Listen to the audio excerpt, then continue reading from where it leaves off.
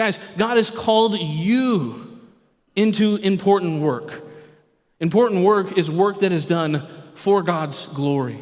When you live your life in every circle that you've been placed in, when you trust God, when you walk in purity, when you practice gratitude, when you point others to Jesus, you are living right where God has you for His name's sake, and that is important.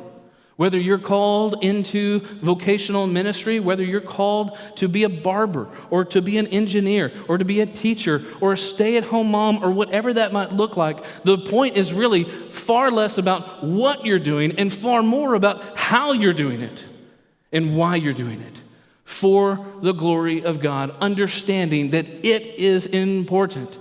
If you're trusting God, walking in purity, practicing gratitude, and living your life in such a way that you're pointing others to Jesus, the details don't matter. It's important. It's all important work, just like Nehemiah. Listen, Nehemiah's work, he essentially gathered rocks and put them around the city. Like the building of the wall was marginally important, but what was important about it was that he was there for God's name, for God's glory, and for God's people.